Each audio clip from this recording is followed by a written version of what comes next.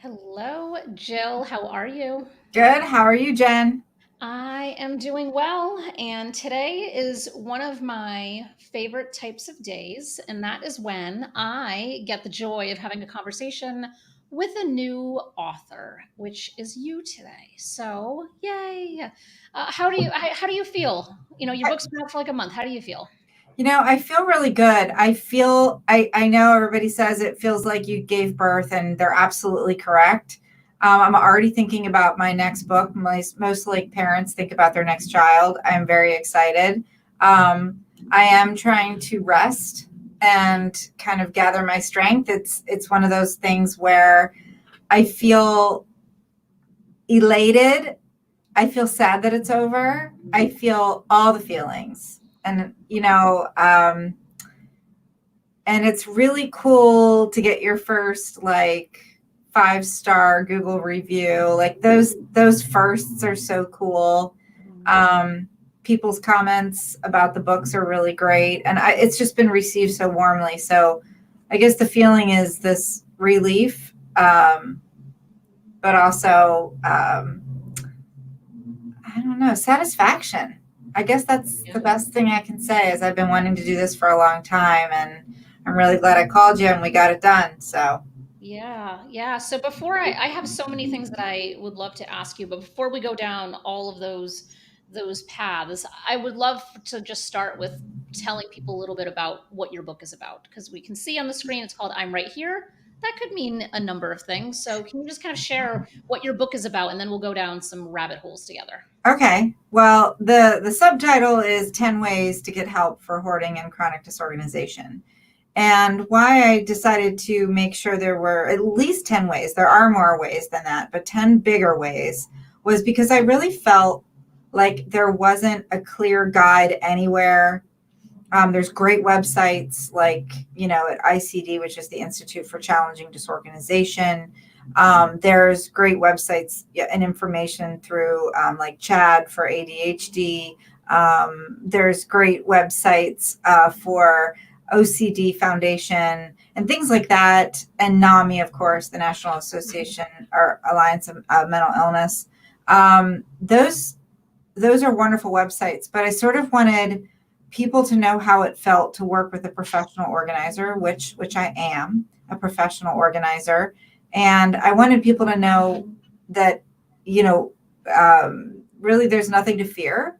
That to kind of understand that you can take all these 10 ways and you can actually do all 10 ways at once if you want.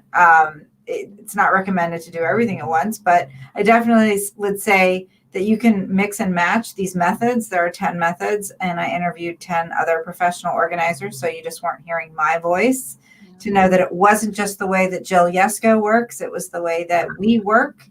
So that's what the book is about. That's so good.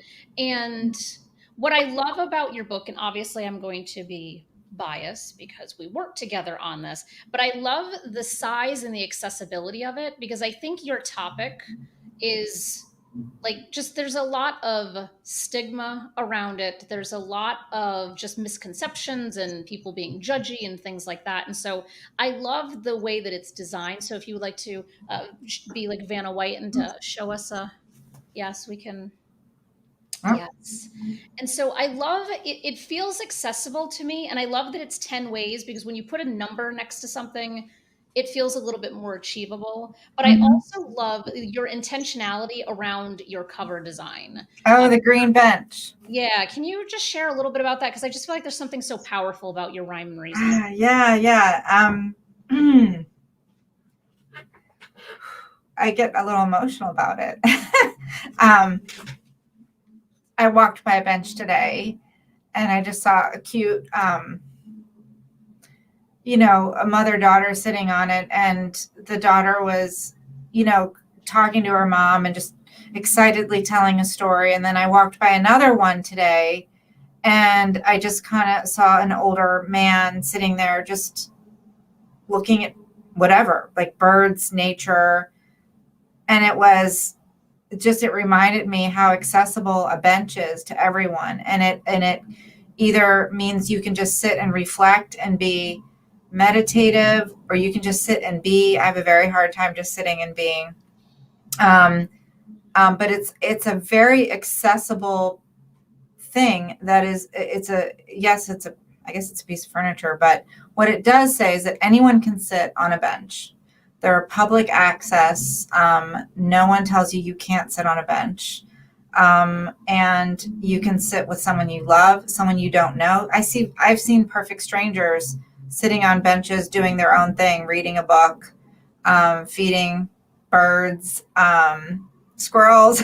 I've seen I've seen everything, I've seen couples kissing, and just, I don't know, if I feel like it's a very welcoming, all access thing. And so the green color of the bench reminds me of hope.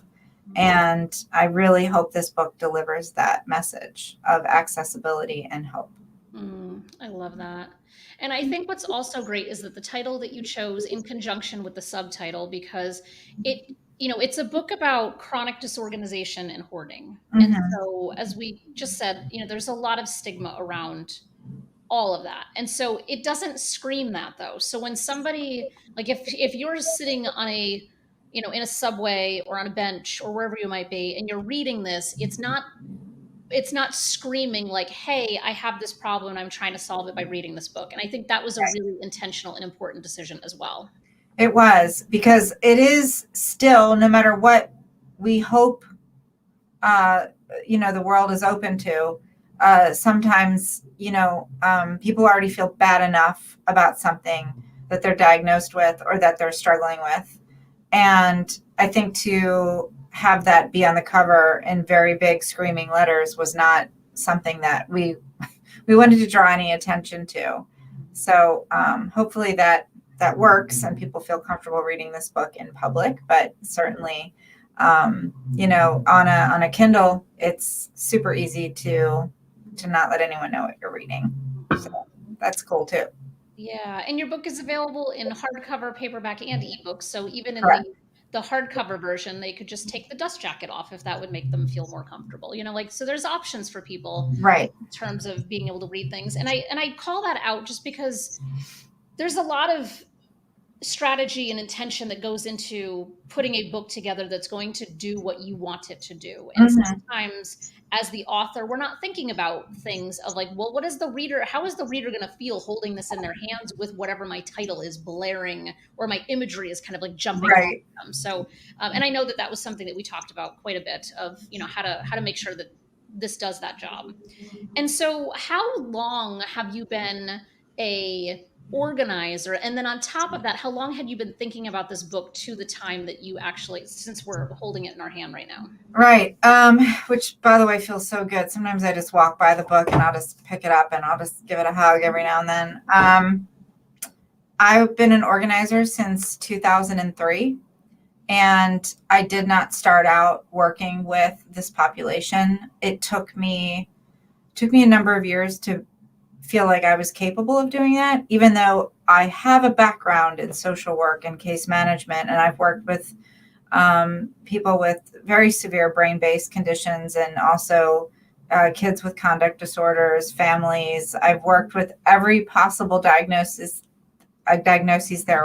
there have been, I believe, and yet I was thinking, how could I be qualified? I don't have a master's degree to work with these individuals that are just drowning in possessions. And when I realized one of my clients was indeed drowning, I remember thinking, oh, I should just refer her out to someone that can do this. And frankly, I had such a bond with her. She didn't want me to leave, and she felt like I was delivering enough support to her and motivating her to make behavior changes. So that was kind of my turning point. And that was probably 2008, 2009. I started really digging into chronic disorganization. And the idea to write the book came from a moment I was having an ICD conference, which is the Institute for Challenging Disorganization. And it was a conference, I believe we were in St. Louis at the conference. And I turned to my colleague and I said, these people that do this work in the trenches every day, like, you know, I am just so amazed. And she goes, well, Jill, you do it too. I was like, I know, but they've been doing it longer and they're amazing and they're incredible. And I want to write stories about them. So originally this book was supposed to be kind of a like expose to show the world what it's like to be a professional organizer working with those in the hoarding population and chronic disorganization arena. And then I went, oh, my fiance read it and he goes, these are great stories, but I see some things woven in here that may be better to pull out as methods and then have the stories interwoven and to support the methods. And I was like, I just wrote this book. And he said, I'm so sorry, but you should probably rewrite it. So the conference where I got the idea was probably 2016, 17. And I finished the copy in 2019 that I had to subsequently kind of rip apart and start over. And then it got rewritten and I like it so much better. So he was very brave to tell me to do that, I think, because I was so excited and I was like, look, here's my manuscript. And he was like, so here's a problem. And I'm so glad he did, because I'm very impatient. So that sort of didn't work for me. And I'm sure as you being my book coach, understand my impatience. And like, this is when I want my book to come out. And you were like, I remember you saying to me, well, that's kind of tight. And I was like, yeah, but it's still going to happen. And it did. So it worked out. And I guess, for me, rewriting it while it made so much sense was very hard, but I did. And I really like the way it was restructured into the 10 methods. And I feel like that was the right way to go. So I don't know if I answered your question properly.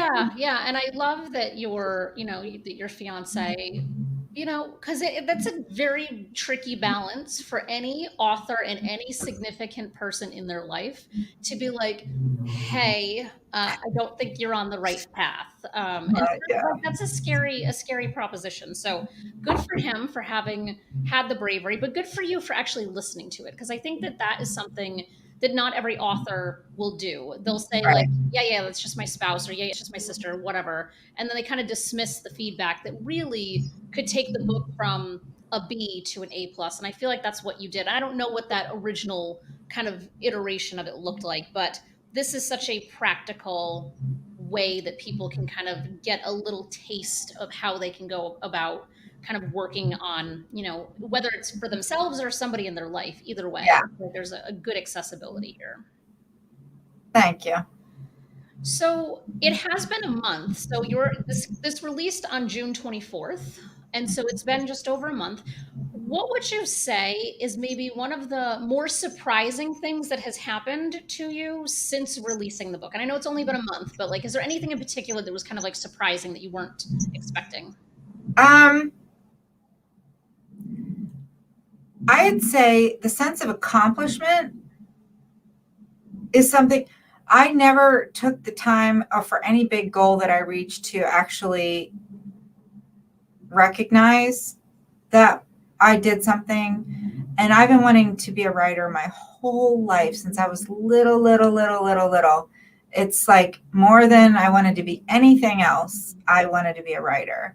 And then when I went into social work, I wanted to save the world, and I feel like, like I'm a surfer. So when I surf a really big wave and I come in and I ride it down the line and it just feels so amazing. I always say I can die happy now. Like I literally come off the beach and, come onto the beach and I'm clutching the surfboard and I've probably like a starfish smacked to my face. I don't care. I'm just like elated. Like I can die happy now.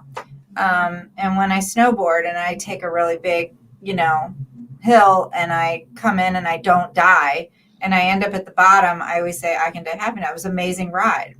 And I feel that way about this book because I feel like it accomplished my goal of being a writer, and that goal of sort of saving the world can't do that, I realize. But what I can do is help as many people as I can before I die.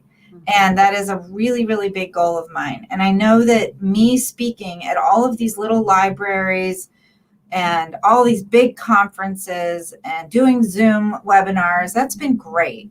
But nothing is as powerful as a book, in my opinion. Um, and not because I'm an avid reader, but I've been journaling since I could hold a pencil.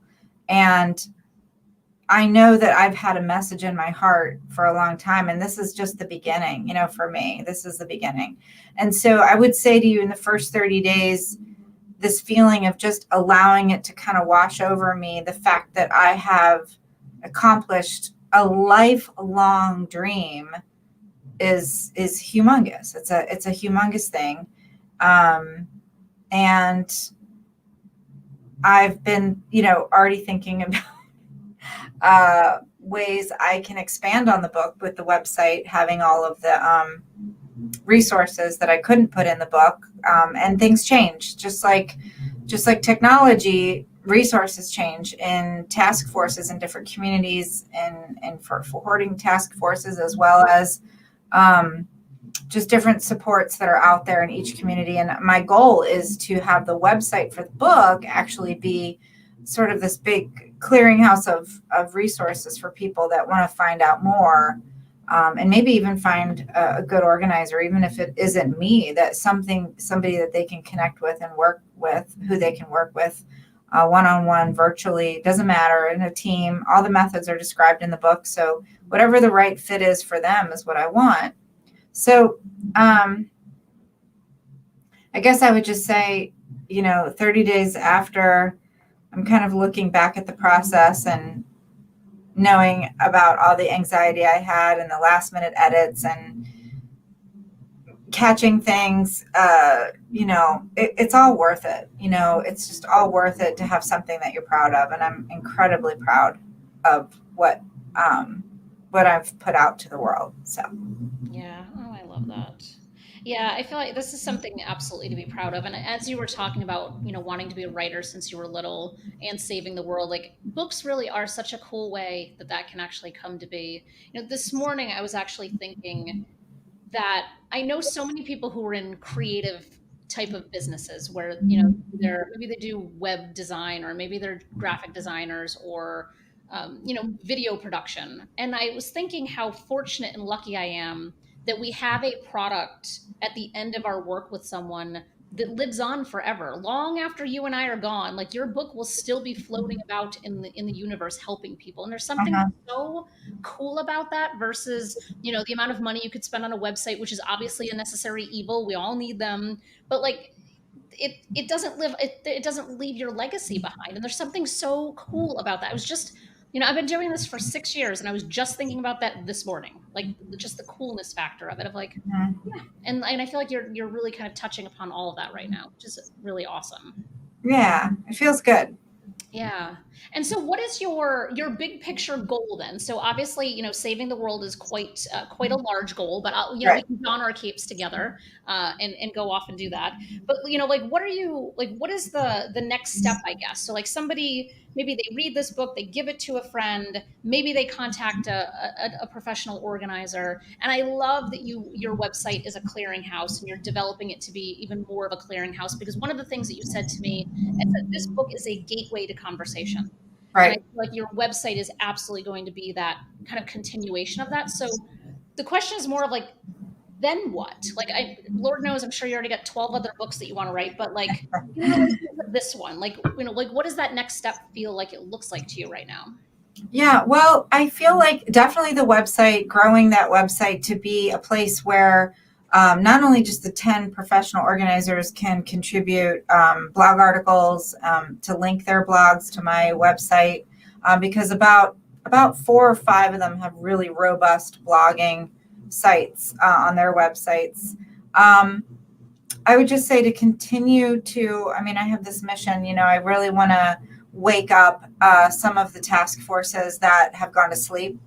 And so I have some community action in mind as well, not just for my county, but for task forces, sort of a call to action for other hoarding task forces, because this is a problem in every community. People say, oh, it's not in my neighborhood, but it is. I promise you it is. And if people can be aware, there's lots of people out there with great volunteer hearts and spirits.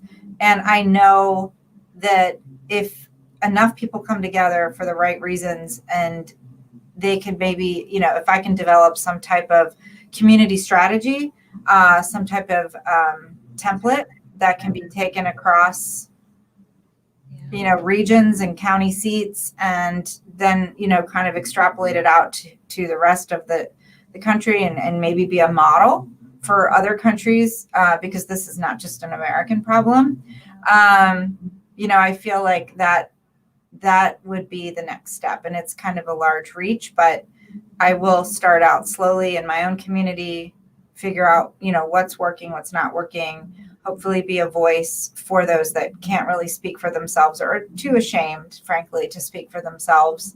And there's certainly not enough social workers out there that specialize in compulsive behavior, which is unfortunately the only category that we can find in the Psychology Today website. So maybe, working with the people at Psychology Today to please add hoarding disorder into their catalog, because that's just, it's very hard. You can type in hoarding, but they just get lumped in with compulsive behaviors, which could be anything. So I'm trying to kind of fix some of the broken language as well. So Yeah, I feel like that's such a big picture vision, right? But it's such a powerful one if you could be the person that comes up with a toolkit right. that can then be disseminated into communities across the country and across the world, then it really is, doing all the things that you want it to do. And we can have an offline conversation. I immediately have like 15 different ideas that popped up. So that Oh, is good. that's a private conversation you and I can have. But Okay. can you share with folks where you're located? So if they are in your general vicinity where you personally and your team could help them, they would know that. Sure. We're located in Pittsburgh.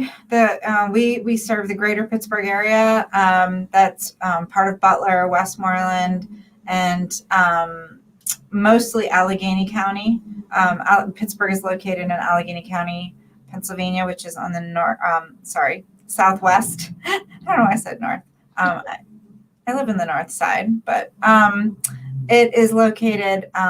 We're the largest team who specializes in this issue in southwestern Pennsylvania, and we will travel, and we have traveled up to Michigan, over to Johnstown. I mean, we've gone everywhere to help people, and we're usually referred by family members and friends, because it's a quiet referral, and sometimes that's the easiest one to make.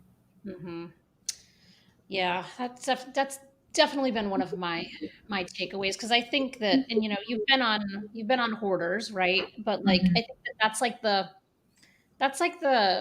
I don't know, just like demeaning side of the whole thing. And unfortunately, I feel like a lot of people have their information based on a reality show, which may not actually be the truth. And so it's nice to have you as that contrasting voice out there that is approachable, is accessible, that you want people to stand up and access your information without making them feel bad about how they got into the situation to begin with. And I feel Right. like you have your work cut out for you, is what I see. However, I see huge potential in terms of how you're going to really help people. So I appreciate knowing that you exist in this world helping others. Thank you. Thank you. So your websites are rolling along the bottom here. So the imrighthierebook.com is Mhm. the big resource for all things around chronic disorganization and hoarding. And then Discover Organizing is your business where people can access you Yes. and hire your team and such. And are there any other, and the link for your book is in this description. So I highly recommend. Of course, again, I'm biased, but please go out and check it out. Even if it's not for any particular purpose, it's just an interesting read in general. So I'm like a learner, a curious to a fault, probably. So I will read literally anything, but it's a good, interesting read. But is there anything else that you would want to share before we kind of close out? I think one of the things is important to know that if you connect with one of the organizers in the book that isn't me, we all do virtual organizing. So if even if you live in New York and you're watching this right now, or Connecticut, and you really connect with somebody in St. Louis that's in the book, you know, doesn't matter. Give them a call, and they might be that might be the exact right connection for you. And the nice thing about virtual organizing is that it is usually less expensive and obviously less intrusive. No one's coming in. And I like that you can do shorter sessions. So if you have ADHD as like a comorbidity, like a combination ADHD, maybe you have some depression and you're having a shopping addiction, for instance, maybe the attention, span isn't quite, what you'd hope it to be for a 2 or 3 hour session. Well, a lot of our organizers will work for 30 minutes, 45 minutes. So just something to keep in mind that it isn't a cookie cutter approach.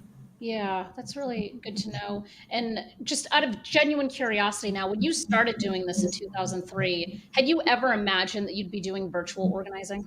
No, I can, never. yeah. I'd done phone consults, Hmm. but no, I mean, that is not something I would have ever imagined or predicted. And the funny thing is, before the pandemic, we had just started doing some more virtual work, and my organizers were doing it. I wasn't doing it because I was afraid of Zoom. Mm, I wouldn't teach a class on Zoom. I wouldn't be interviewed on Zoom. I was terrified that something would go terribly wrong. And now I feel like I could teach an entire seminar on virtual organizing using Zoom. But now Sandy, one of our professional organizers, is actually a certified virtual professional organizer, and that is a real thing. She is certified. She went through the Sheila Delson course, which is, explained in the book, virtual organizing, and the all the education that these women got is incredible. So that's so cool. Yeah, it's just fascinating to kind of see how things evolve just over, it's almost 2 decades. It's here we are. We're in a digital world. And obviously, the reason why we're able to work together, you're in Pittsburgh, I'm in Hartford, is because of Zoom and that's right. like this. So Uh-huh. this has been so wonderful. Thank you so much for your time today. I'm hoping that folks got a little bit of value out of it and that they go ahead and, get a copy of your book because it's a good one. So I Oh, promise. thank you. Yeah. Well, have a good rest of your day. And for everybody else, I will see you all soon.